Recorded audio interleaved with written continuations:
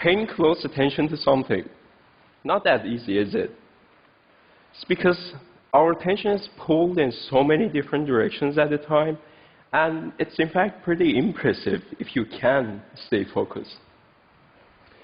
Many people think that attention is all about what we are focusing on, but it's also about what information our brain is trying to filter them out. There are two ways you direct your attention. First, there's overt attention. In overt attention, you move your eyes towards something in order to pay attention to it. Then there's covert attention. In covert attention, you pay attention to something, but without moving your eyes. Think of driving for a second. Your overt attention, your direction of the eyes are in front, but that's your covert attention, which is constantly scanning the surrounding area where you don't actually look at them. I'm a computational neuroscientist, and I work on cognitive brain-machine interfaces, or bringing together the brain and the computer. I love brain patterns. Brain patterns are important for us because based on them, we can build models for the computers, and based on these models, computers can recognize how well our brain functions, and if it doesn't function well, then these computers themselves can be used as assistive devices for therapies. But that also means something, because choosing the wrong patterns will give us the wrong models and therefore the wrong therapies, right? In case of attention, the fact that we can shift our attention not only by our eyes, but also by thinking, that makes covert attention an interesting model for computers. So I wanted to know, what is the brainwave patterns when you look overtly or when you look covertly? I set up an experiment for that. In this experiment, there are two flickering squares. One of them flickers in slower rate than the other one. Depending on which of these flickers you are paying attention to, certain parts of your brain will start resonating in the same rate as that flickering rate. So by analyzing your brain signals, we can track where exactly you're watching or you're paying attention to. So to see what happens in your brain when you pay overt attention, I asked people to look directly in one of the squares and pay attention to it.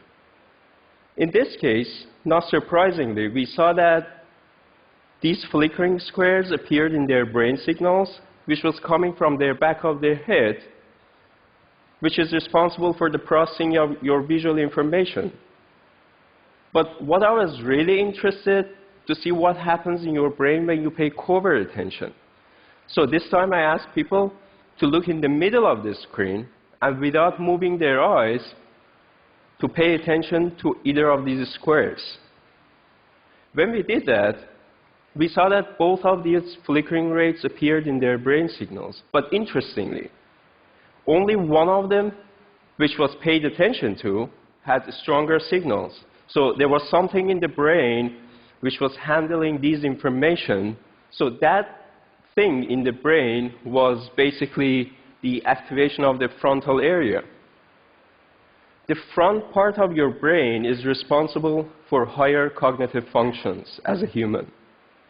The frontal part, it seems that it works as a filter, trying to let information coming only from the right flicker that you're paying attention to, and trying to inhibit the information coming from the ignored one. The filtering ability of the brain is indeed a key for attention, which is missing in some people, for example, in people with ADHDs.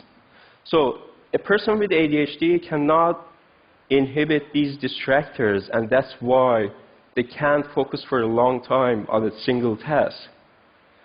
But what if this person could play a specific computer game with his brain connected to the computer and then train his own brain to inhibit these distractors?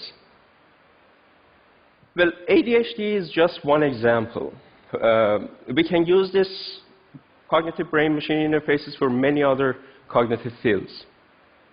It was just a few years ago that my grandfather had a stroke and he lost complete ability to speak. He could understand everybody, but there was no way to respond, even not writing because he was illiterate. So he passed away in silence. I remember thinking at that time, what if we could have a computer which could speak for him? Now, after years that I'm in this field, I can see that this might be possible.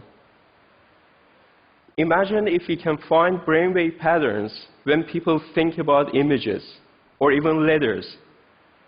Like letter A generates a different brainwave pattern than letter B, and so on. Could a computer one day communicate for people who can't speak?